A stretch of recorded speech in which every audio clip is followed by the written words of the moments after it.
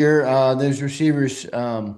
Yeah, I guess it's tough too when you see the guy you traded away out there cooking people at the practice for AJ Brown. What'd you make of the reunion of AJ Brown and everybody? It seems like I don't know. I guess we're going to talk about it just for a second. I know you hate to do it, but we will.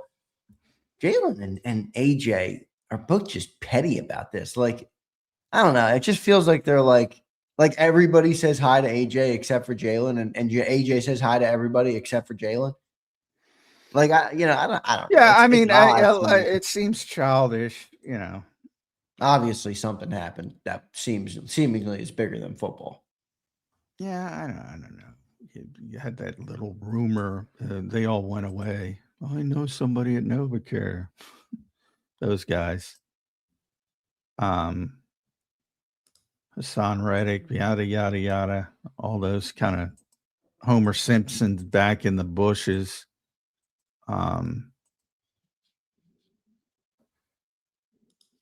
Look, I know for a fact that AJ was not happy about it, and it was football related.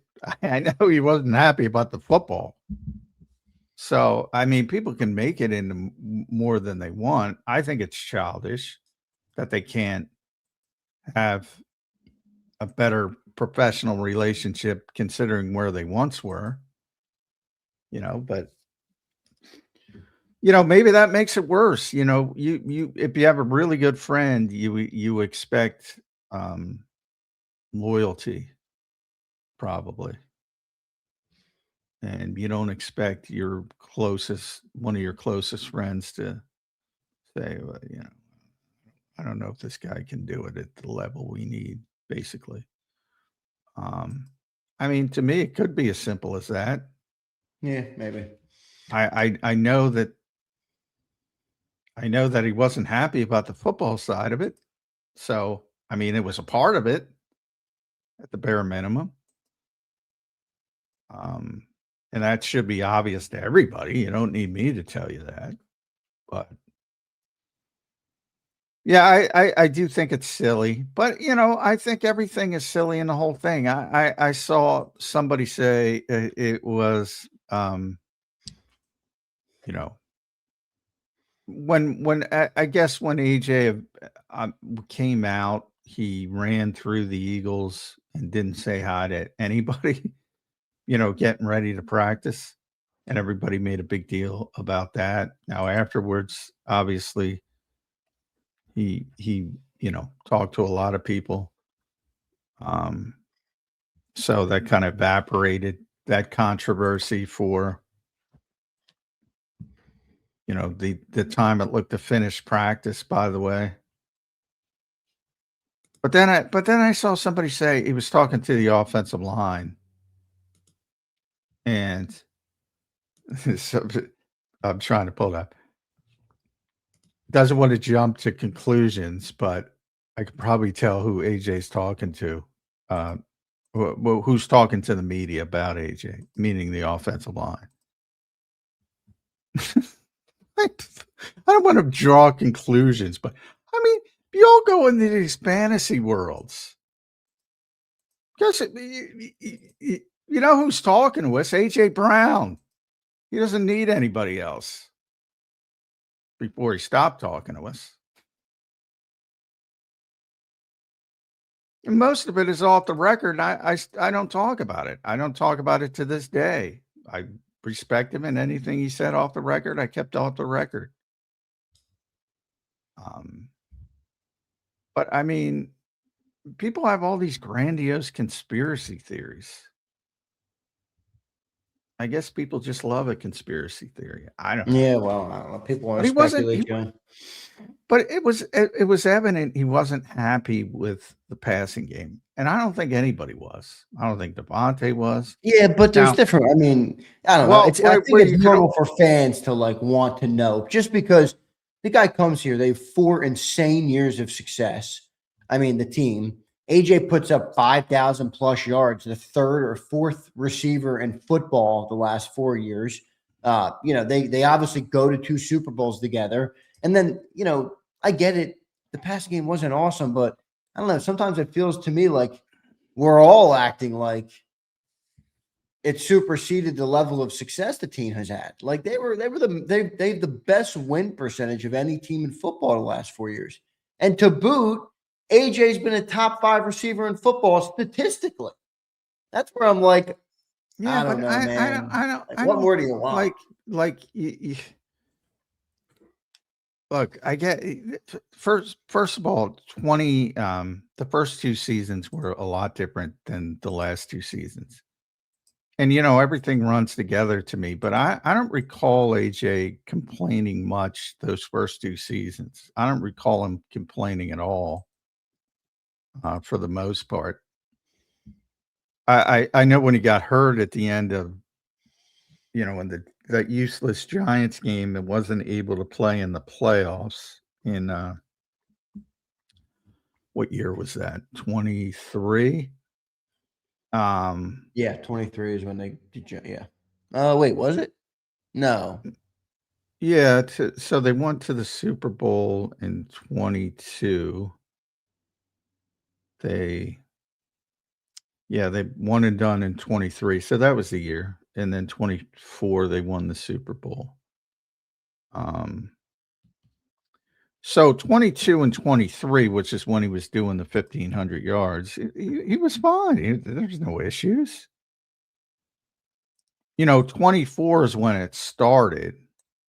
And, people well, they won the Super Bowl. You should be happy. I mean, again, I go to that Carolina game. Look at the litany of names complaining about the passing game, including Jalen Hurts, by the way. Look at the litany after that game. If you can go back to that Carolina game, there's Devontae. I remember distinctly.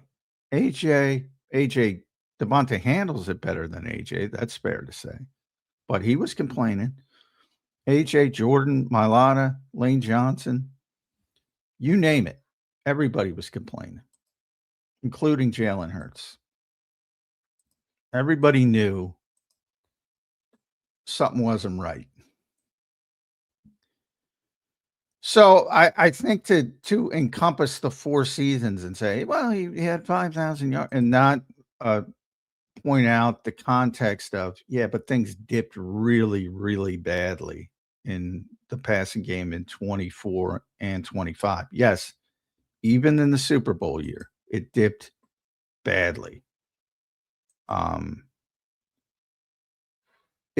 I don't think you do it purposefully or anybody else does it purposefully, but it ends up being disingenuous because it doesn't tell the full story. You didn't have any issues until the passing game started to go in the shitter.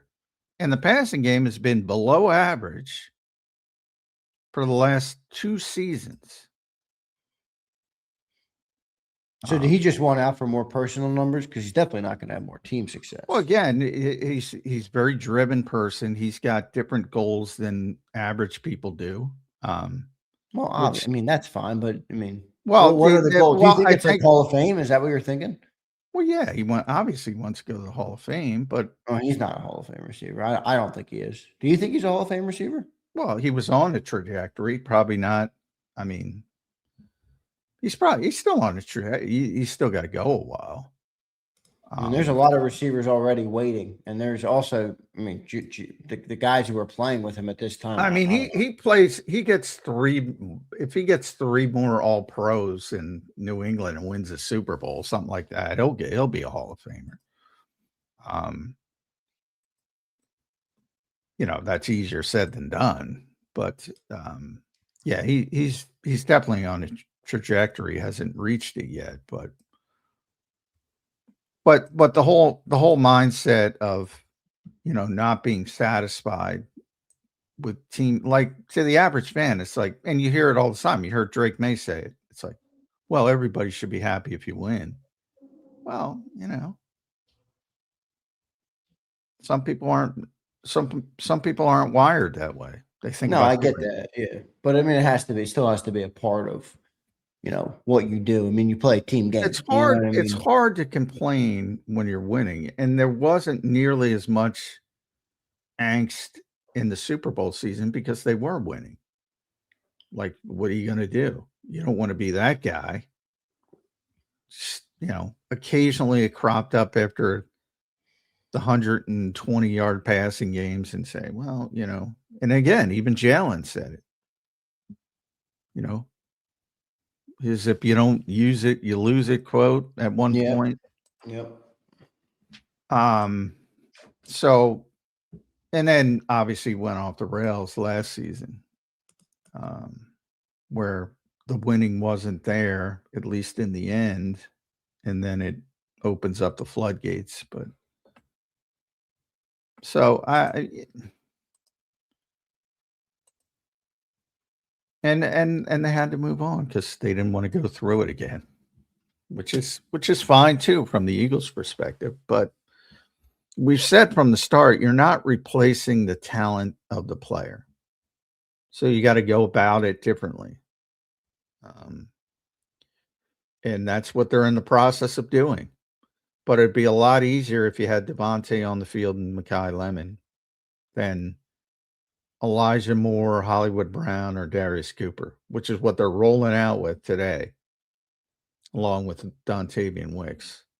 I mean, that's just not good enough to have that I agree with for sure. Yeah. So, I mean, that should be obvious to people. And Devontae will be back. I have no concerns. But I'll be honest with you. Devontae Smith playing like Devontae Smith, Dontavian Wicks, and Mekhi Lemon might not be good enough.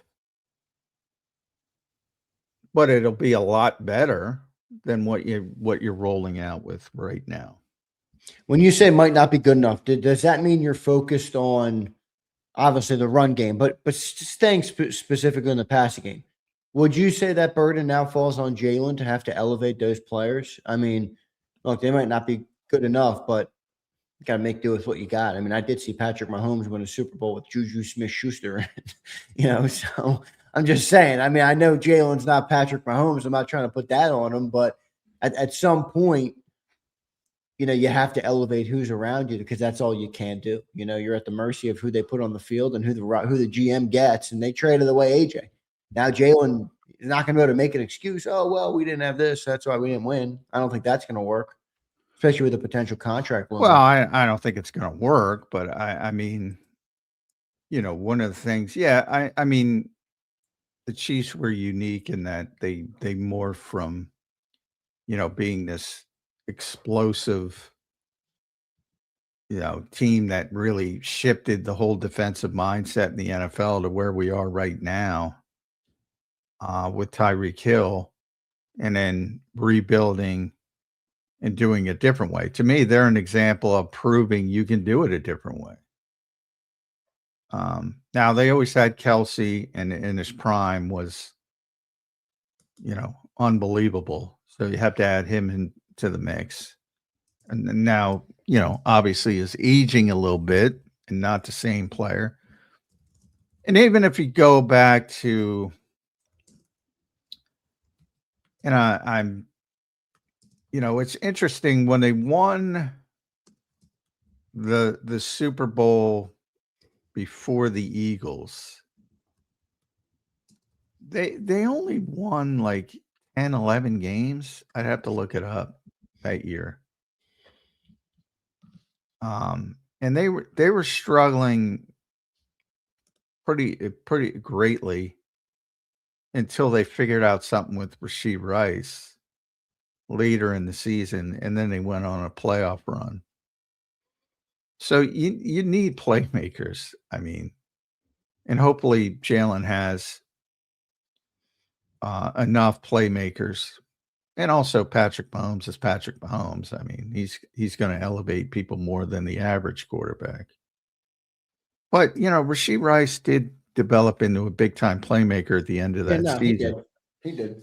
And Kelsey. I just wonder if that's the Eagles' expectation, not the fans, the front office. Because of the contract that's looming, are they looking for, Jalen to take that baton and elevate as opposed to just surrounding him with great talent? Which I don't think you can criticize Jalen for.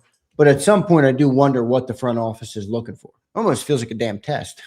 Well, I don't think they think he's Patrick Mahomes, but No, but I mean, if you you're going to would, shell out 60 million, don't you want your quarterback to be able to elevate? yeah, sure, to a certain degree, but I don't know if they'll say go elevate Elijah Moore and go. I mean, that's not fair. That's not fair at all. Um, and even what year did they get Worthy? I'm trying to piece all this together. They've been trying to get playmakers. And they had Hollywood Brown. It's interesting because last year, and I said that coming into the Super Bowl, they won 15 games last year. I don't know how they did it. Not last year, the Super Bowl year, the year they lost to the Eagles. I don't know how they did it. I mean, I wasn't paying attention to them week after week, but that was not a 15-win team. I looked at the rosters Super Bowl week, and I'm like, well, the Eagles are winning this game. I didn't think it would be that kind of blowout. But I mean, the Eagles were just better, flat out, more gifted, more talented. They were just better. So, in a lot of ways, the year they won the Super Bowl, they won 10 or 11, whatever it was. And the year they lost it, they won 15. So, are you playing well at the end of the season? All the stuff Nick says factors into it. But yeah, I mean, you want them to elevate people, but you got to give them people to elevate. Like Rashee Rice and Xavier Worthy as high levels picks. That's like Mekhi Lemon. All right, elevate Mekhi Lemon. You can't expect them to elevate and turn Darius Cooper and Elijah Moore and even Dontavian Wicks into superstars. Well,